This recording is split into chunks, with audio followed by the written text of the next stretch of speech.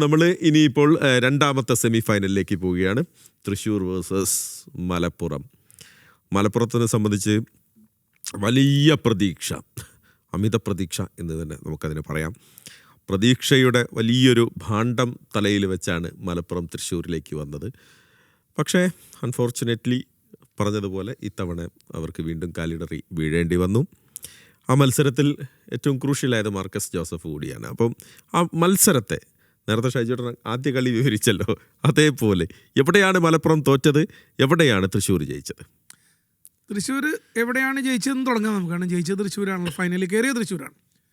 Marcus തന്നെയാണ് ഘടകം. അതായത് ഈ സീസണിൽ വളരെ പ്രതീക്ഷയോടെ തൃശ്ശൂർ സൈൻ ചെയ്യിച്ച ഒരു പ്ലെയറാണ്, സ്ട്രൈക്കറാണ്, ഔട്ട് ആൻഡ് ഔട്ട് സ്ട്രൈക്കറാണ് മാർക്കസ് ജോസഫ്. ഐ ലീഗ് കണ്ടിരുന്നവർക്കൊക്കെ മാർക്കസിന് നല്ല പരിചയമുണ്ട്. ഐ ലീഗിലെ ഗോൾഡൻ ബൂട്ട് വിന്നറും കൂടിയാണ് ഒരു കാലത്ത്. ഗോകുലത്തിൻ്റെ പ്ലെയറായിരുന്നു മാർക്കസ് ജോസഫ്. പക്ഷേ ഈ സീസണിൽ എന്തുകൊണ്ടോ SLKയിൽ മാർക്കസ് സൂട്ടാവുന്നില്ല. എന്തോ ഒരു ചെറിയ സ്വാഭാവികമായിട്ട് പല രീതിയിൽ പല കോണുകളിൽ നിന്നുള്ള ചിന്തകളും അല്ലെങ്കിൽ അഭിപ്രായങ്ങളൊക്കെ വന്നു. അതിന് എല്ലാത്തിനുമുള്ള ഒരു ഉഗ്രം മറുപടി, the final reply from a class striker. അത് at the most wanted time semi final മാച്ചിൽ ഒരു ഹാട്രിക്ക് നേടി തന്നെക്കുറിച്ച് കേട്ടതിനെല്ലാം, തന്നെക്കുറിച്ച് പറഞ്ഞതിനെല്ലാം എല്ലാ ചോദ്യങ്ങൾക്കും ഉത്തരം കൊടുക്കുകയാണ് ഒരു ക്ലാസ് സ്ട്രൈക്കർ ചെയ്തത് with that wonderful and glorious hat trick. മാർക്കസിൻ്റെ ദിവസം മാർക്കസ് ഫോമിലേക്ക് വന്നു. അയാളൊരു ജെനുവിൻ മാച്ച് വിന്നറാണ്, ജെനുവിൻ സ്ട്രൈക്കറാണ്, ഗോൾ സ്കോററാണ്. കാരണം അത് മാർക്കസിൻ്റെ ഔട്ട് ഓഫ് ഫോം മാറി അദ്ദേഹം ഫോമിലേക്ക് തിരിച്ചു വന്നപ്പോൾ അത് കഷ്ടകാലത്തിന് മലപ്പുറത്തിനെതിരായി സെമി ഫൈനലായിപ്പോയി എന്ന്. അത് കിട്ടിയപ്പോൾ മലപ്പുറത്തിന് കിട്ടിയെന്നുള്ള. കാരണം അത്രയും, അതായത് ഈ നഷ്ടപ്പെട്ട ഫോം തിരിച്ചെടുക്കുന്ന പ്ലെയർ എന്ന് വെച്ചാൽ ഡെവസ്റ്റേറ്റിംഗ് ആയിരിക്കും. പിന്നെ പുള്ളി ചില സമയത്ത് ചില കളിക്കാരൊക്കെ ചില ദിവസങ്ങൾ കഴിഞ്ഞാൽ തൊടണെല്ലാം ഗോളായിരിക്കും, അല്ലെ എല്ലാം. അപ്പോൾ തൊടുന്നതെല്ലാം പൊന്നാക്കി മാറ്റുന്ന ആ പഴയ ആ സുവർണ കളി രീതി മാർക്കസിന് തിരിച്ചു കിട്ടിയ ഒരു മത്സര ദിവസം മാർക്കസ് തൻ്റേതാക്കി മാറ്റി തൃശ്ശൂരിന് ജയം സമ്മാനിച്ചു എന്ന് തന്നെ പറയാം. ഇനി മലപ്പുറം എന്തുകൊണ്ട് തോറ്റു എന്ന് ചോദിച്ചു കഴിഞ്ഞാൽ, നമ്മൾ കഴിഞ്ഞ നമ്മുടെ ഈ സൂപ്പർ ഗാലറിയുടെ രണ്ടാം ഭാഗം ഇവിടെ ഇതേ ഫ്ലോറിൽ ഷൂട്ട് ചെയ്തപ്പോൾ അന്ന് നമ്മൾ ചർച്ച ചെയ്തൊരു പോയിൻ്റ് ഉണ്ട്. അന്ന് അനസും ഞാനും കൂടെ ചർച്ച ചെയ്ത പോയിൻ്റ് ഉണ്ട്. നമ്മൾ 3 പേരും കൂടെ, അതായത് ഒരുപാട് താരങ്ങളുള്ളൊരു ടീമാണ്. പക്ഷെ താരങ്ങൾ കൂടുമ്പോൾ എന്തോ സിസ്റ്റം അങ്ങോട്ട് വർക്കൗട്ട് ആവുന്നില്ലേ എന്നൊരു സംശയം. അതൊരു പോയിൻ്റാണ്. അപ്പോൾ അന്ന് ഞാൻ ഉദാഹരണം പറഞ്ഞ് ഓർക്കുന്നുണ്ട്. റയൽ മാഡ്രിഡിൻ്റെ ഏറ്റവും വലിയ ടീമുകളിൽ ഒന്നായിരുന്നു ബ്രസീലിൻ്റെ റൊണാൾഡോയും ബെക്കമും സിനദിൻ സിദാനും ലൂയിസ് ഫിഗോയും ഒക്കെ ഒരുമിച്ച് കളിച്ച റയൽ മാഡ്രിഡ്.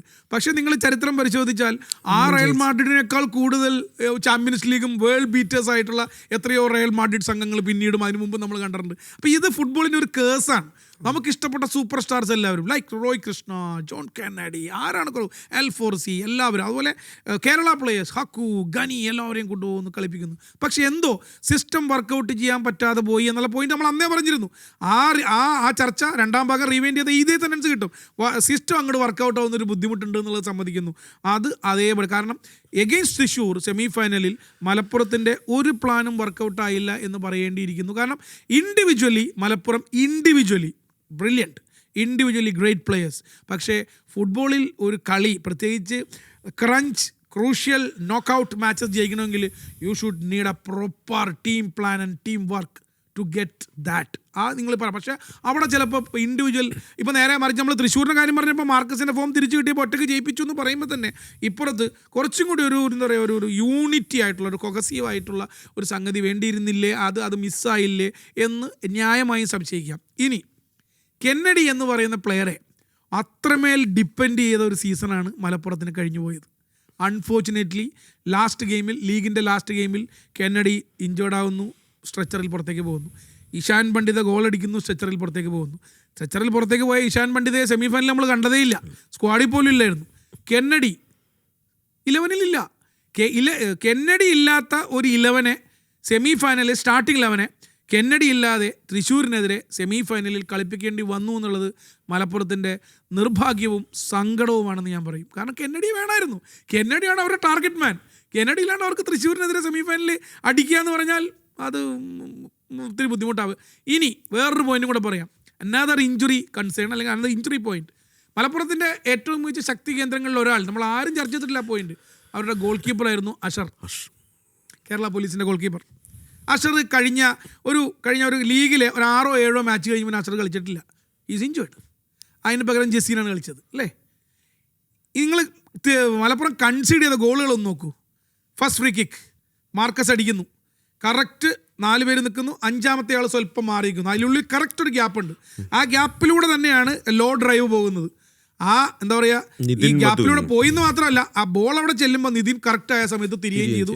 നിതിൻ്റെ കാലെ കൊണ്ട് ഡിഫ്ലക്റ്റഡ് ആയി. ഈ വോളിനെ ശരിക്കും പറഞ്ഞാൽ തൻ്റെ വോളിനെ നിർത്തേണ്ട ചുമതല ഗോൾ കീപ്പറിൽ നിക്ഷിപ്തമാണ്.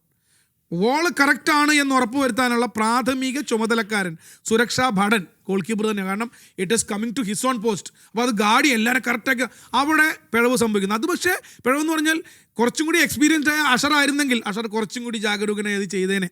ഇനി ഗോൾ നമ്പർ 3 ചുമ്മാ ഒരു അടി അടിക്കുകയാണ്. അതായത് ബോക്സിൻ്റെ വെളിയിൽ നിന്ന് ലെഫ്റ്റ് കൊണ്ട് മാർക്കസ് അടിക്കുന്നു. മാർക്കസ് പോലും വിചാരിച്ചിട്ടില്ല അത് ഹാട്രിക് ആയിരിക്കും. ഗോൾ കീപ്പർ പിടിക്കുന്നു, ഫംബിളാവുന്നു, ബോൾ അകത്തേക്ക് പോകുന്നു. സോ ഗോൾ കീപ്പിംഗ് മിസ്റ്റേക്കും കൂടെ മലപ്പുറത്തിൻ്റെ സെമി ഫൈനൽ പരാജയത്തിന് വഴി വെച്ചില്ലേ എന്ന് പറഞ്ഞാൽ ന്യായമായും നമുക്ക് അത് ഒരൊറ്റ പന്തിന് പോകാനുള്ള ഗ്യാപ്പ് മാത്രമായിരുന്നു ആ വോളിനിടയിൽ ഉണ്ടായിരുന്നത്. അതിൽ കൃത്യമായിട്ട് മാർക്കസ് അത് ടാർഗറ്റ് ചെയ്ത് അടിച്ചു. ആ ഫസ്റ്റ് ഗോളാണ് മലപ്പുറത്തിന് പിന്നീട് അവരുടെ പ്രതീക്ഷകളൊക്കെ പോകാനും കാരണം. ഓക്കെ, ദിലീപ് സാറ്, നമ്മൾ പലപ്പോഴും ഫുട്ബോള്, കേരളത്തിലെ ഫുട്ബോള് എന്ന് നമ്മൾ പറയുമ്പം നമ്മൾ മലപ്പുറത്തെക്കുറിച്ച് ചർച്ച ചെയ്യും, കാലിക്കറ്റിനെ കുറിച്ച് ചർച്ച ചെയ്യും, ഒരു പരിധിവരെ കണ്ണൂരിനെ ചർച്ച ചെയ്യും. നമ്മൾ എവിടെയും അങ്ങനെ പറയാത്തതാണ് തൃശ്ശൂരിൻ്റെ ഫുട്ബോൾ പ്രേമം. യഥാർത്ഥത്തിൽ തൃശ്ശൂരിൻ്റെ ഫുട്ബോളിനോടുള്ള അടങ്ങാത്ത ആവേശത്തിൻ്റെ ഒരു റിസൾട്ട് കൂടിയാണ് അന്ന് മലപ്പുറത്തിനെതിരെ തൃശ്ശൂർ ടീം നേടിയത് എന്ന് പറഞ്ഞാൽ അതിൽ തെറ്റുണ്ടാവില്ല. ഞാൻ ഈ പോയിട്ടുള്ള ഗ്രൗണ്ടിൽ വെച്ചിട്ട് ഏറ്റവും നല്ല അറ്റ്മോസ്ഫിയർ ശരിക്കും ആ സ്റ്റേഡിയത്തിലായിരുന്നു. പിച്ച് അടുത്താണ്. അപ്പം നമുക്ക് ശരിക്കും ആ ഒരു വൈബ് ശരിക്കും ഫീൽ ചെയ്യും. മറ്റിവിടെ കോർപ്പറേഷൻ സ്റ്റേഡിയത്തിലൊക്കെ കാലിക്കറ്റിലൊക്കെ കുറച്ച് ഒരു 50 മീറ്റർ ദൂരെയാണ് ശരിക്കും സ്റ്റാൻഡ്സിൽ നിന്ന്. അപ്പോൾ ആ ഒരു ഫീലിംഗ് കിട്ടില്ല നമുക്ക്. മറ്റേത് കുറച്ചും കൂടി ഒരു ഇൻറ്റിമേറ്റ് ആയിട്ടുള്ളൊരു ഫീലിംഗ് ആണ്. പിന്നെ അതേപോലെ തന്നെ സപ്പോർട്ടും ഉണ്ടായിരുന്നു. അവർക്ക് എത്രയോ കൊല്ലം കഴിഞ്ഞിട്ടാണ് ഈ ഒരു സ്റ്റാൻഡേർഡിലെ കളി കാണാൻ കിട്ടുന്നത്. പിന്നെ കഴിഞ്ഞ സീസൺ കളി അവിടെ നടന്നിട്ടില്ല. അതിപ്പോൾ കണ്ണൂരും അതേപോലെ തന്നെ. ആ 2 ടീമിനും ആ ഒരു ആവേശം കൂടി ഉണ്ട്. കഴിഞ്ഞ സീസൺ അവരുടെ ഹോം മാച്ച് എന്ന് പറഞ്ഞ് കളിക്കുന്നത് എവേ സ്റ്റേഡിയത്തിലാണ്. അപ്പോൾ അതൊരു വലിയൊരു ഫാക്ടറാണ്.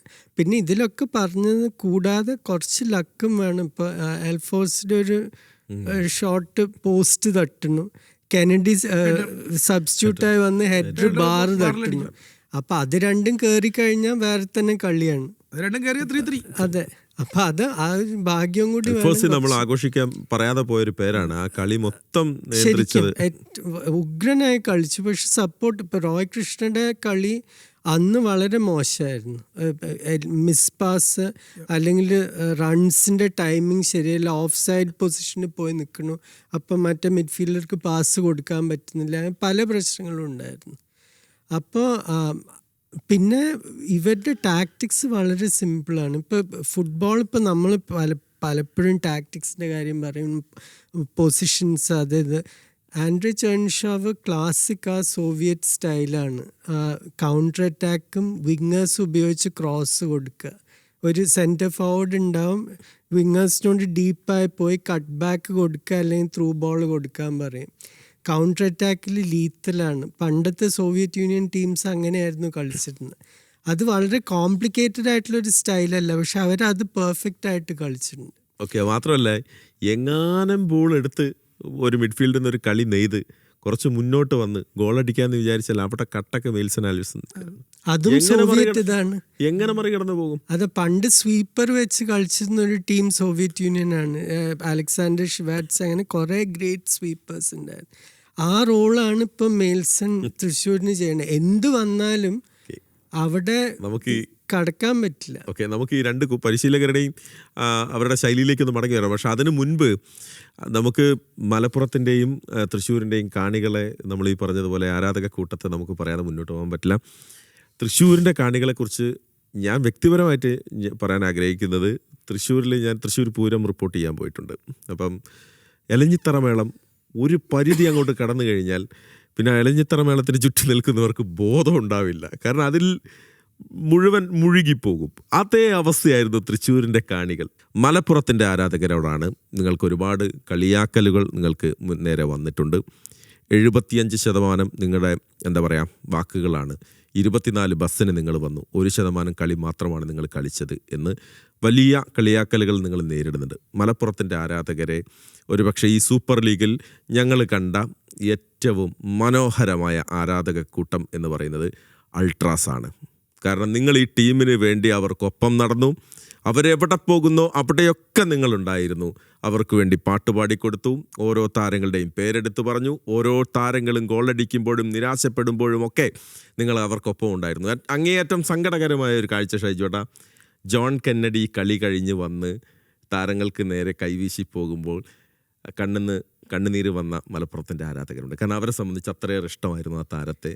ഓരോ താരങ്ങളെയും നിരാശപ്പെടേണ്ട, നിങ്ങൾ മടങ്ങി വരും മലപ്പുറം ആരാധകർ. ഞാൻ അവരുടെ കൂടെയായിരുന്നു ഇരുന്നിരുന്നത് സെക്കൻഡ് ഹാഫിൽ. അപ്പം ശരിക്കും ഒരു ലീഗ് സക്സീഡ് ചെയ്യണമെങ്കിൽ അത് ഫാൻ ബേസ് വേണം. ഇത്രയും കാലം കേരളത്തിൽ ഇല്ലാത്തത് അതായിരുന്നു. ഓരോ നഗരത്തിനും അതിൻ്റേതായിട്ടുള്ള ടീം, അതിൻ്റേതായിട്ടുള്ള ഫാൻ ബേസ്.